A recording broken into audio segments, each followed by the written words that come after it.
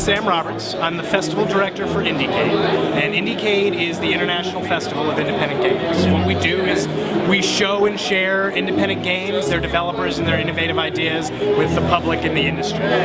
We have a yearly festival every October. This year it's the 4th and 7th. At that festival we show about 30 of the best independent games developed that year. These games can be on any platform. They can be PC and Mac, or they can be console, Xbox, Wii, or Sony, or they could be a board game or a tabletop role-playing game. They could be a game you play with Sony Move controllers and nothing else. They could be a game that you just play running around in a circle with your friends. We're really interested in just the innovation and ideas that exist in games, and we really exist to help promote and support those people developing those independently and making true, personal, driven projects. We're just here to support independence and help bring them to the public. There's a much lower barrier to entry, and that is combined with a growing, I think, audience of people that wants to do this, right? There's a generation that grew up with video games in the house all the time, that thinks of video games and thinks in video games, and it's the natural way for them to express themselves. And this is driving a huge explosion. There are people who just want to do it. At the same time, thanks to Steam and thanks to iPhone and Android and all this, there is all of a sudden no barrier to entry where there used to be a huge one. A concrete example is when I ran the very first independent game competition that I ran, which is not the first one, but it was 7 years ago. We got 42 entries, and we got well over 10 times that this year. So the space has just exploded. And the exciting thing is, with all of these new people coming in and all of these new people making things, you just have more content for experimentation. You have more content for people to express themselves personally. You have more opportunities for people to make something that they love and that other people will love. Games were a labor of love for so long. They were such small teams driven by people who only cared because there was no money to be made, and it was incredibly hard, and it was just something that you couldn't do. And that changed in the 90s and the 2000s with big budget games and with major consoles.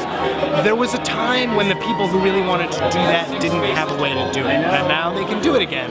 And it just turns out that there's like 1,000 times more of them than there were 30 years ago. You can get a game, make it, release it, do very well without ever talking to a publisher. For those people who were never going to be able to work with a publisher, that's an enormous boon.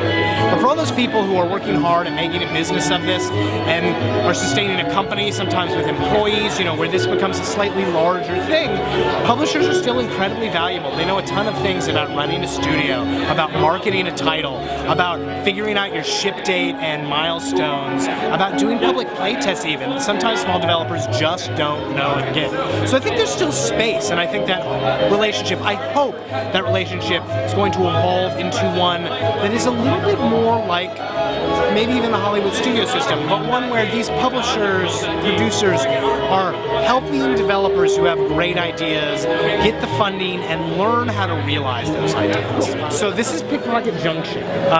This is a game developed by The Wise Guys. The Wise Guys are a game development studio here in Los Angeles. They do a lot of event-based and live-action play games like this. Pickpocket Junction is sort of a combination of memory, that game where you're picking up the cards and remembering what they are and making matches, and it has a little like chess or checkers strategy-like elements, and then it's based around the concept that you are all on a train car together on public transit and pickpocketing from each other. So you can't see, but inside all of these coats, these guys have little tags that they can steal from one another if they manage to pin their little pins on one another. That's like the act of pickpocketing, and they're trying to make matches, so they come in different colors and with different shapes and stuff on it, and they play rounds that are I think 30 or 45 seconds. We show stuff like this because we think the game space really stands to benefit from moving away from this concept that people have that it's just like 23-year-old dudes with an Xbox on their couch playing Madden, right? Games is a lot of things, and there's wonderful ideas in all of that stuff, and we want to show and share that.